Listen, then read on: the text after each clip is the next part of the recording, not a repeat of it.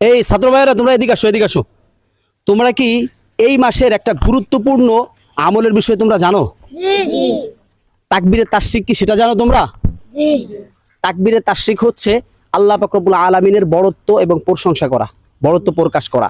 এটা কখন পড়তে হয় জানো? শুধুমাত্র বছরে একবারই আসে তাকবীরে তাশরিকের বিষয়। অর্থাৎ তাকবীরে তাশরিক হচ্ছে আল্লাহু আকবার লা ইলাহা ইল্লাল্লাহু আল্লাহু আকবার ওয়ালিল্লাহিল হামদ। তো এই তাকবীরে তাশরিকটা কখন কোন সময় পড়তে হয় এটা কি তোমরা জানতে চাও? তাকবীরের তাশরিকটা হচ্ছে এখন জিলহজ মাস চলে, ঠিক আছে? তা জিলহজ মাসের 9 তারিখ ফজর থেকে, অর্থাৎ ঈদের একদিন আগে 9 তারিখ ফজর থেকে 13 তারিখ অর্থাৎ ঈদের তৃতীয় দিন পর্যন্ত 13 তারিখ আসর পর্যন্ত প্রতি ফরজ নামাজের পরে যারা পুরুষ আছে তাদেরকে জোরে জোরে তাকবীরে তাশরিক বলা, আর মহিলা যারা আছে তারা নিম্ন স্বরে ঘরের ভিতরে তাকবীরে তাশরিক বলবে প্রতি ফরজ নামাজের পরে।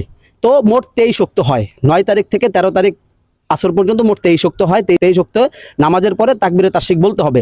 এবং যদি কোনো ব্যক্তি এই তাকবীরে তাশরিক ভুলে যায়, পরবর্তীতে এটা কাফফারা বা কাজা করার কোনো অপশন নেই, সেক্ষেত্রে তওবা করে পরবর্তী নামাজগুলোতে সুন্দর করে পড়বে।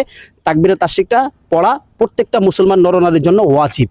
তো এই জন্য সকলেই পড়বা, একবার পড়লে হচ্ছে, ঠিক আছে? তাকবীরে তাশরিকটা আমরা সবাই একবার বলি, বলো আল্লাহু আকবার লা ইলাহা ইল্লাল্লাহু আল্লাহু আকবার ওয়ালিল্লাহিল হামদ। তো এই শুক্রবার সকাল থেকে, শুক্রবার আসছে না, আজকে বুধবার বৃহস্পতি শুক্রবার সকাল থেকে শনি রবি সোম মঙ্গলবার আসর পর্যন্ত, ঠিক আছে? সবাই 23 ওয়াক্ত নামাজের পরে তাকবীরে তাশরিকটা পড়বা ইনশাআল্লাহ, ঠিক আছে? আল্লাহ পাক রব্বুল আলামিন সকলকে আমল করার তৌফিক দান করুক, আমিন।